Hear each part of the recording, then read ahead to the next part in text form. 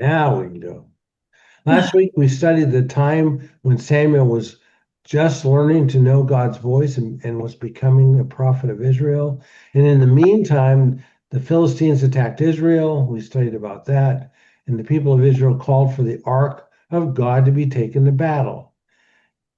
One of the things I was thinking about as I was preparing this, I thought, they didn't seek God for a counsel, they just acted. Well, they wanted a good luck charm. Yes. You know what? God wasn't impressed.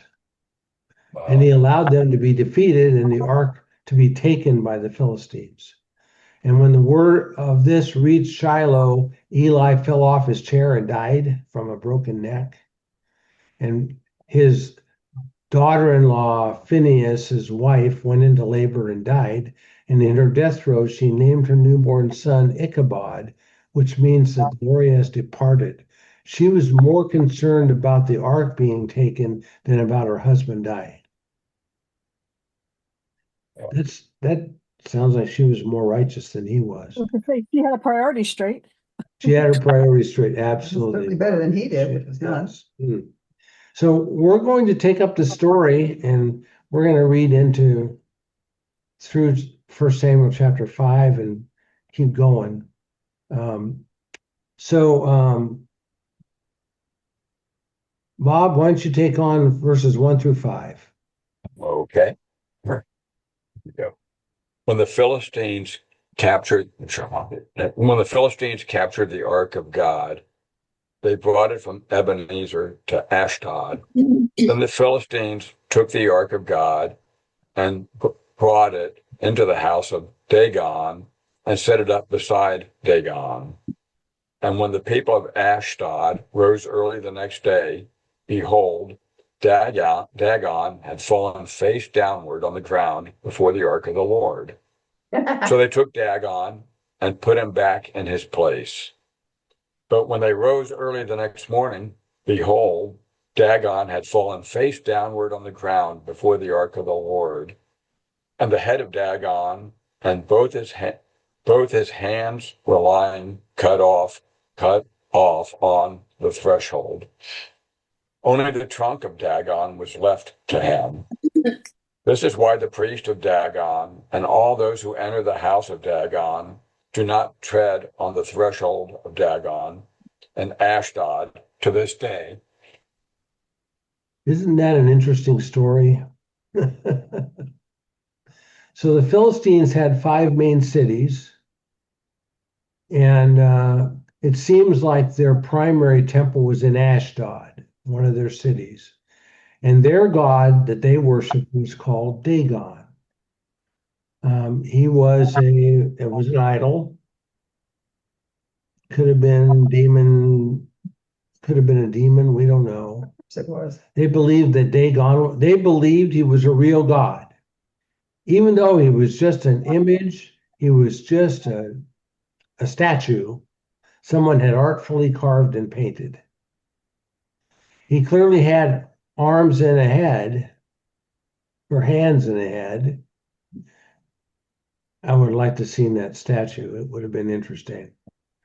Anyway, the Philistines took the Ark of God into Dagon's temple and set it up next to Dagon. And I get the impression that the image of Dagon was rather large in size. And when they came back to Dagon's temple the next day, they found the image face down on the floor in front of the Ark of God. All people and all things bow before God. I think God must have had fun just tipping that over. Oh, Yeah. I know he did. Just flips. Well, and the people, maybe you'll get to it, I don't know, it's like, well, it's on his hands and face before the Ark of the Covenant, but yet you're sticking with Dagon. What's wrong with that picture? Yeah, really. God is powerful, all powerful, and demands respect and adoration. And I think with a lot of work, they were able to lift the image of Dagon back into its place. All hands. And just like Martha just said, they should have been getting the message God was sending them. It's pretty clear they weren't listening yet. Yeah.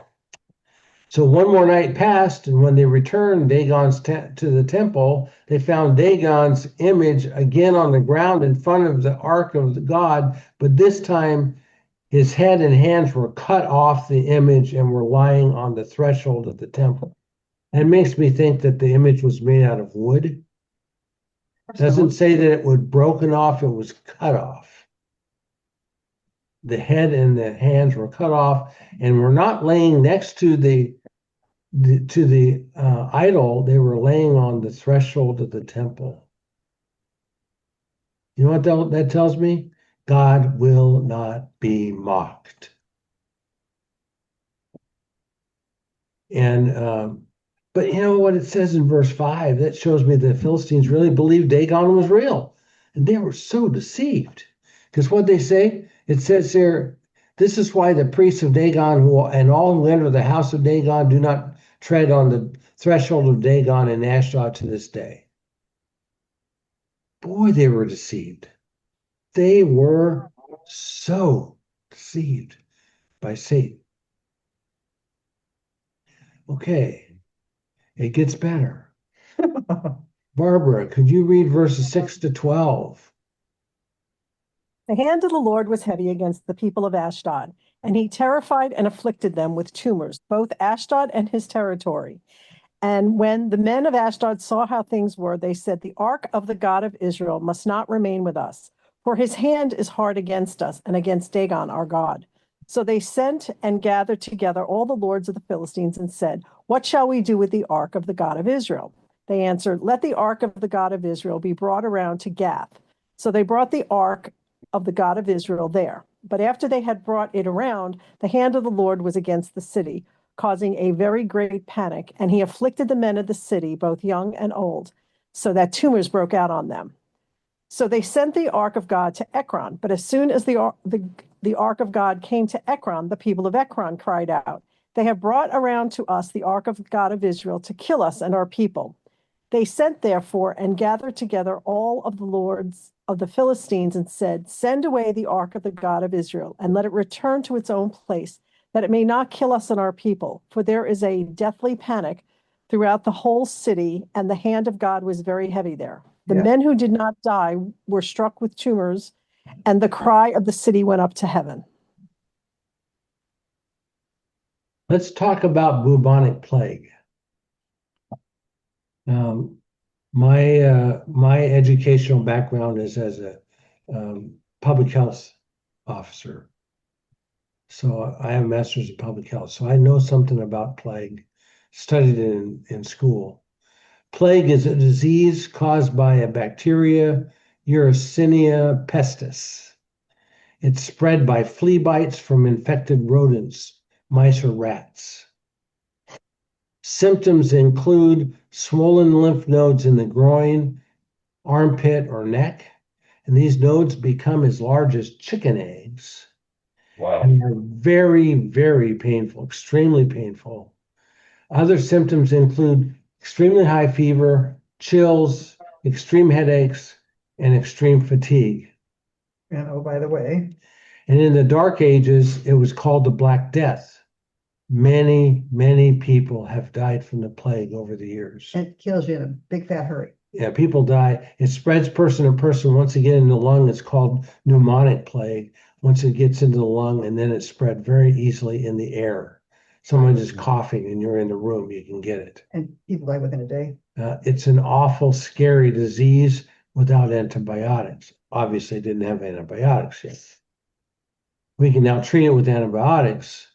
But back then, when there's no treatment, it was frightening. You get these great big lumps in places, in some places that you don't want to have places, and it hurt. They hurt. Yeah, it's horrible. And people die very fast. And it's clear to me that God sent bubonic plague as a judgment on to the Philistines. And the judgment began in Ashdod, where they took the ark first. And then they said, whoa, let's get it out of here. And they took it to Gath. And it wasn't long after it was in Gath that people started dying of plague there. And it caused a great panic.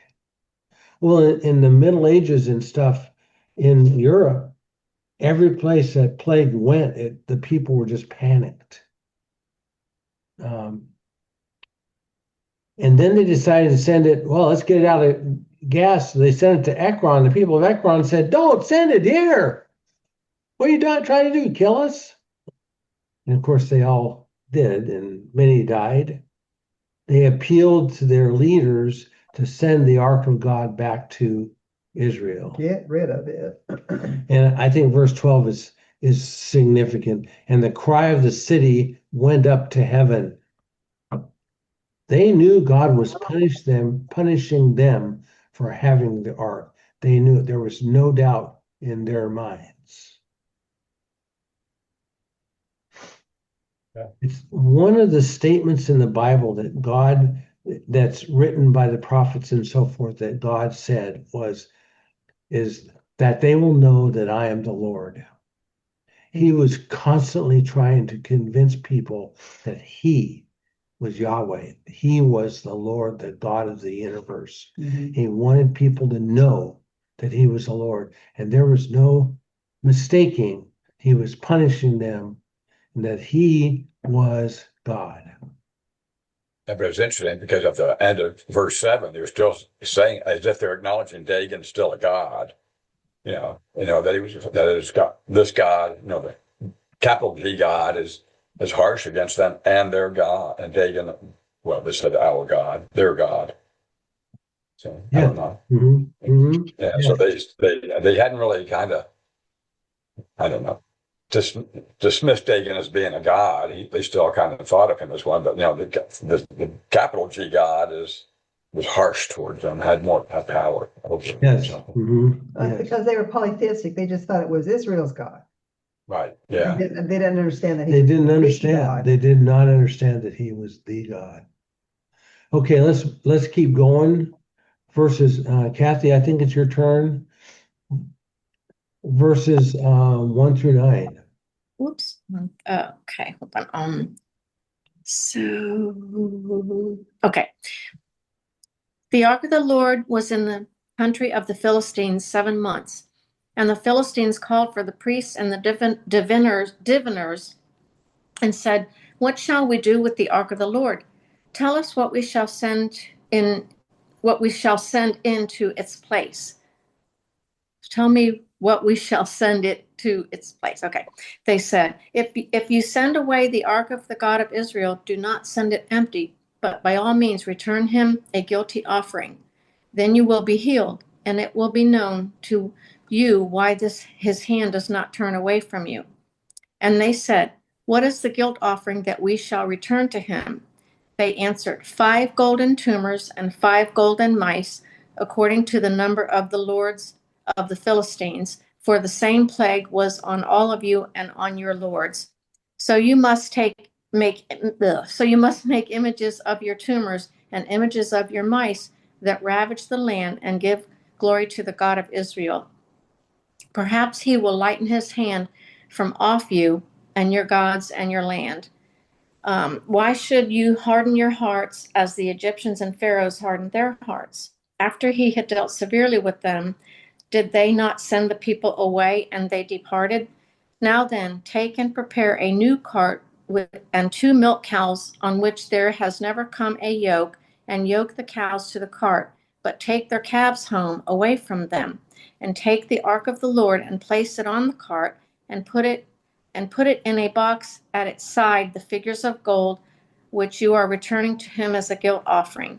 And then send it off and let it go its way, and watch. If it goes up on the way to its own land, to Beth Shemesh, then it is he who has done us this great harm. But if not, then we shall know that it is not his hand that struck us. It happened to us by coincidence. So the Philistines suffered bubonic plague for 7 months. And one of the reasons I know it's plague is of the mice. It says images of your mice that ravage the land. And their tumors. And their tumors. Their buboes. So clearly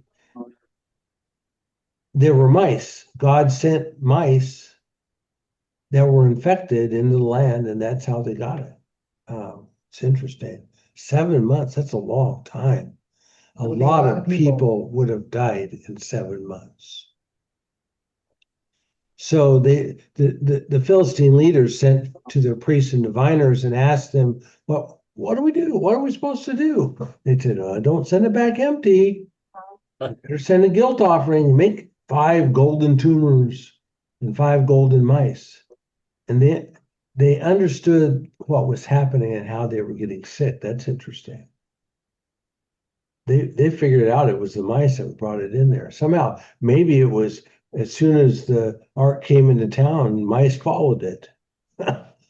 Who knows?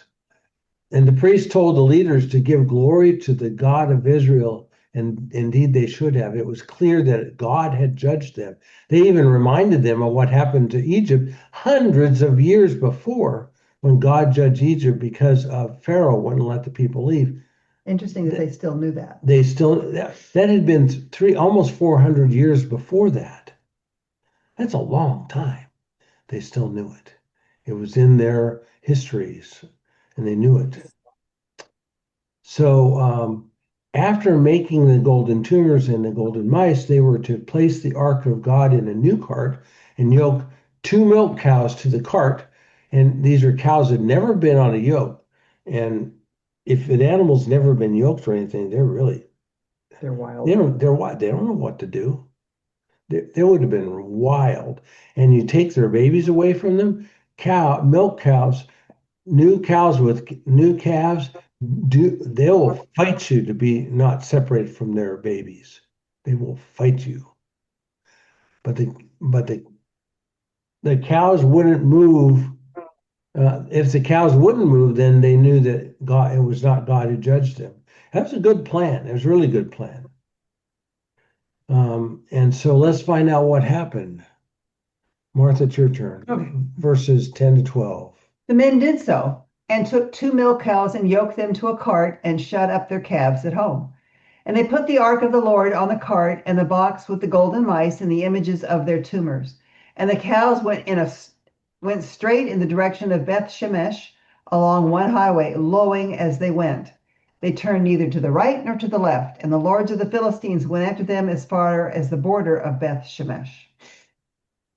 They were lowing as they went. They were complaining bitterly about leaving their calves behind, but they did what God told them to do. It's very clear that this was God directing things. Yeah, otherwise the cows would not have gone anywhere. Right. Otherwise, the cows wouldn't have gone in. And the cows weren't happy about it. They cried the whole way, but they did what God directed them to do. In so doing, the Philistines knew that it was God who judged them. There was no doubt in their minds that they were judged by the hand of Yahweh, the God of Israel. Okay, let's find out what had happened in Beth Shemesh. Bob, it's your turn, verses 13 to 16. Okay. Now the people of Beth Shemesh were reaping their wheat harvest in the valley. And when they lifted up their eyes and saw the ark, they rejoiced to see it. The cart came into the field of Joshua of Beth Shemesh and stopped there. A great stone was there, and they split up the wood of the cart and offered the cows as burnt offering to the Lord. And the Levites took down the ark of the Lord and the box that was beside it, in which were the golden figures, and set them upon a great stone. And the men of Beth Shemesh offered burnt offerings and sacrifices on that day to the Lord. And when the 5 lords of the Philistines saw it, they returned that day to Ekron. So, wow. When the people of Israel saw the ark in the cart, they rejoiced. Of course they did. And they used the cows and the cart for an offering. And that's why the cows were mooing earlier. We don't want to go. Yeah. and they sacrificed the cows, and the Philistine leaders stayed and watched, and then they went home. Then they went home. God was honored. They did honor God. Yeah. They did honor God at that point, but they still didn't exactly know what was going on. Right. Because we're going to find this in the next verses.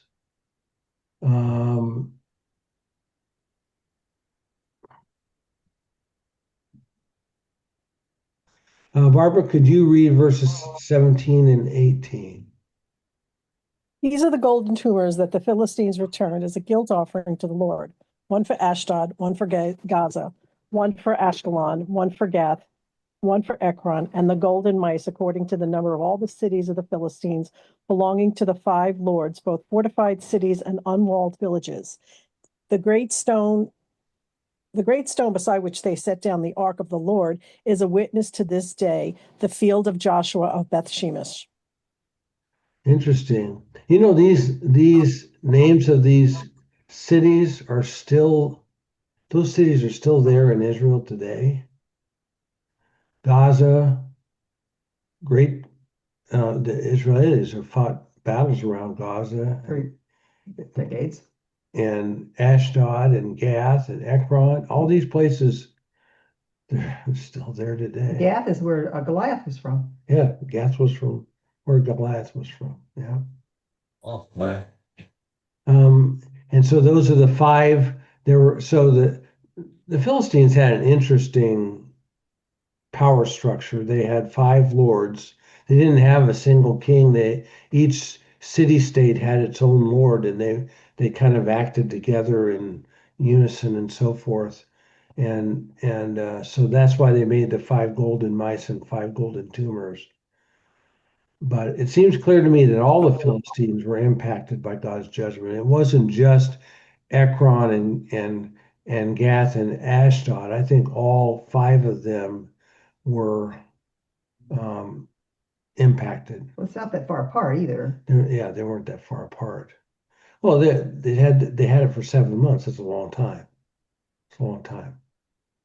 Okay, now we get into some interesting stuff. Kathy, could you read verses 19 to 21? Okay. And he struck some of the men of Beth Shemesh because they looked upon the ark of the Lord. He struck 70 men of them, and the people mourned because the Lord had struck the people with a great blow. Then the men of Beth Shemesh said, "Who is able to stand before the Lord, this holy God? And to whom shall he go up away from us?" So they sent messengers to the inhabitants of Kiriath Jearim, saying, "The Philistines have returned the ark of the Lord. Come down and take it up to you." Yeah. So the men of Bethshemesh, they worshiped God, they had the sacrifices, but yet they didn't understand. They were untaught about the laws of God. They didn't know what to do with the ark. And I think maybe it had a covering. The covering was still over it, and they just wanted to lift the cover to see what it looked like. They weren't to touch it. No one was to touch it. Yeah, no one. No one was to touch it. And they just didn't know. 70 men looked into the ark or onto the ark or whatever, and God killed them. That would have been a big hit to the population of a small town. 70 guys in a small town, that would have been a big hit. They were just as terrified of the ark as the Philistines were. Rightly so. But this shows the horrible spiritual state of Israel at the time. Nobody was taught.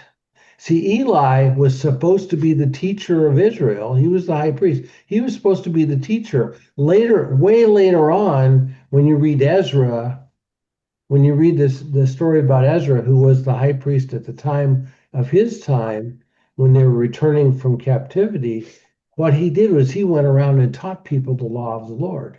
They didn't know much about it, so he taught them. That's what the high priests were supposed to do. That's what the priests were supposed to do. They were supposed to teach the people about the Lord, and nobody was doing it. Eli wasn't doing it. His sons were unregenerate. They didn't care anything about God. They didn't know anything about God. So nobody was teaching them anything. Well, and Eli was not obeying the law either. No, that's true. So what they did was they said, hey, the next city over, Kiriath Jearim, to them it said, come take the ark away from us. Let's find out what happens in this. This is very important. Chapter 7, verses 1 and 2, Martha. And the men of Kiriath Jearim, whatever, came and took up the ark of the Lord and brought it into the house of Abinadab on the hill. And they consecrated his son Eleazar to have charge of the ark of the Lord. From the day that the ark was lodged at Kiriath Jearim, a long time passed, some 20 years, and all the house of Israel lamented after the Lord. This was a turning point. This was a turning point for the people of Israel. I think Abinadab was probably a Levite. And the ark stayed in the house of Abinadab. Here it says for some 20 years. It was still at the house of Abinadab when David became the king, which is a whole bunch of years after that. And during the time during those 20 years, the people of Israel lamented for the Lord. They realized that they needed God. So this would have been during actually the reign of Saul. This would have been this was during Samuel's judge time. So it stayed there way longer than 20 years then. Yes, it did. It stayed there like 80 years. Yeah, because Saul was 40 king, years. king for 40 years. Yeah. So it had to have been It was, longer, way longer than it 20. was, yeah, it was 60, 70 years there. But at least some 20 years, and they were lamenting. In those 20 years, what was happening? Samuel was growing up and becoming the judge of Israel. And when we take up our story next time, we're going to be learning about Samuel as the judge. He led Israel back to God. Samuel was very important for Israel because he led Israel back to God. And that's what we're going to see as we continue our study of this in chapter 7. I know we covered a lot of Bible ground. It's mostly just a story, but it's interesting. It's important. It's a really important story. It's a really important story. And this way it says it, and all the house of Israel lamented after the Lord. They realized they'd screwed up and they wanted to go back to the Lord. And we're going to see what Samuel does to draw them back to the Lord. And that's what's coming up next or next week. So, questions, comments? It's interesting how God used bubonic plague to judge the Philistines. The bubonic plague has been around a long time. Long time. Long time. Stop.